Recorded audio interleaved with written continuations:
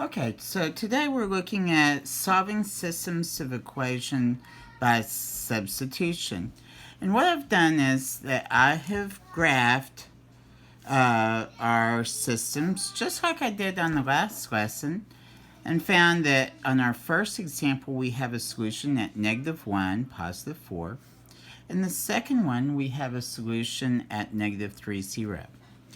Now I'm going to take the same two equations that I have for example A and example B, but we're going to solve these by substituting into the values here. So if I notice, I've got y and y. So if y is equal to y, then I can say, well, -x plus 3 equals x plus 5.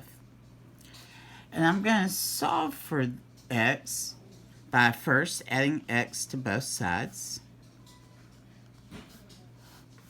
So 3 is equal to 2x plus 5. I'm going to subtract 5 from both sides. 2x is equal to -2. Divide both sides by 2. And x is equal to -1. Okay, so if x is equal to -1, then we can plug that in for the y value. So y is equal to minus -1 plus 3.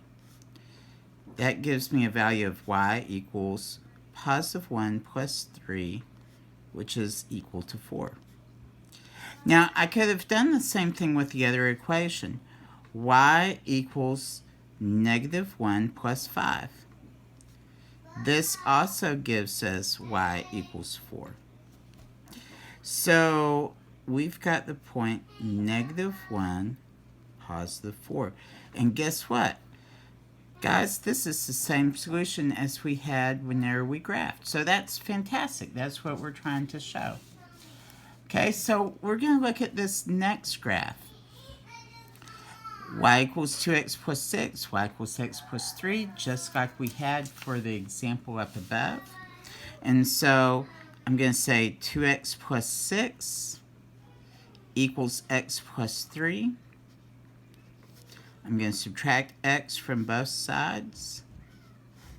So x plus 6 equals 3. I'm going to subtract 6 from both sides.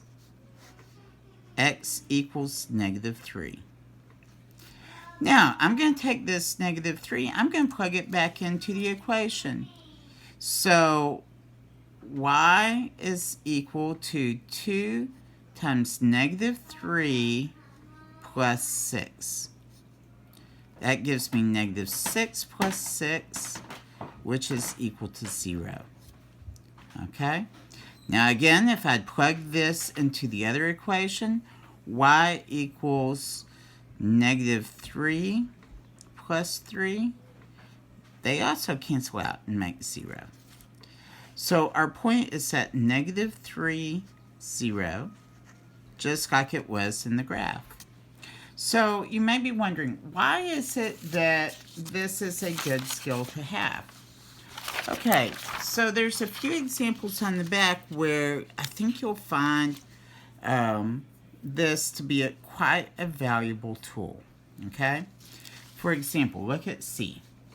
Example C says y equals 3x minus 30, y equals -x plus 14. So I'm going to say 3x plus or minus 30 equals -x plus 14. Add x to both sides. So 4x minus 30 equals 14. Add 30 to both sides. 4x equals 44. Divide both sides by 4. And x equals 11. Okay, now if x equals 11, then I can plug that 11 back into one of the other equations. Doesn't matter which one I do. For instance, y equals 3 times 11 minus 30. That would be 33 minus 30, which is equal to 3. So our point's going to be 11, 3. Now, 11 would normally be outside our graph, especially if I'm counting by ones. So that's probably not something that would graph really easily, right? But if I use the system of substitution, it works out really nicely. Now we do have a couple of other examples that we can look at. In this one, y equals 2, which we know is a horizontal line going through the y-axis at 2, and 5x minus 6y equals negative 12. Now I already know that y equals 2. But I can plug that 2 in for the y in the other equation to solve for x. So 5x minus 6 times 2 equals negative 12. So 5x minus 12 equals negative 12.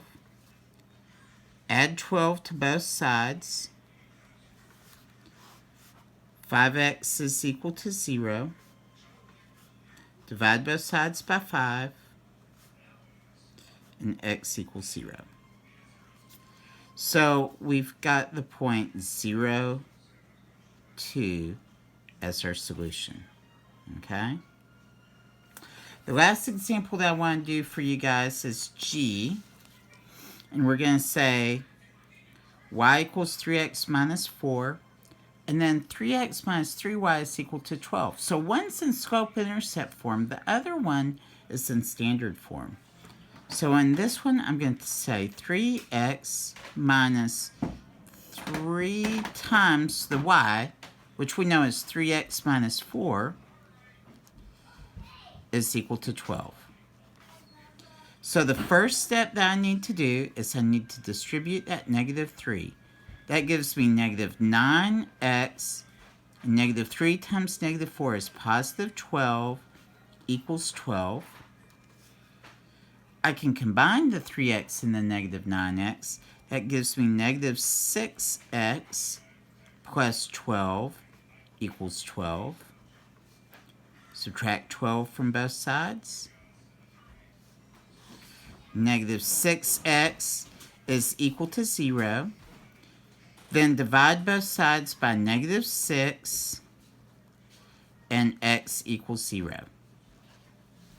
Now, I'm still not done because I need to solve for y, right?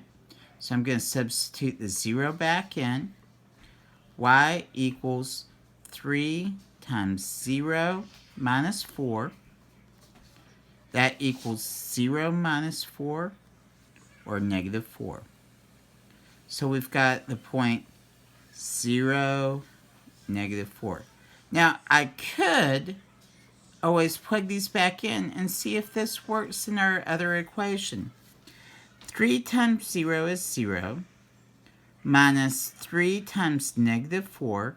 Negative 3 times negative 4 is positive 12. 0 plus 12 is 12, and is 12 equal to 12? Absolutely. So that's a way that we can also double check our work, okay?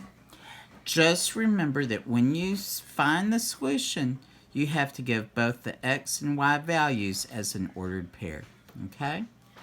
So again, our assignment for solving systems by substitution is questions 1 through 20, and this is where you need to stop. And this needs to be completed by Monday, October 12th. Okay, so I hope that you guys have a great weekend, and talk to you soon.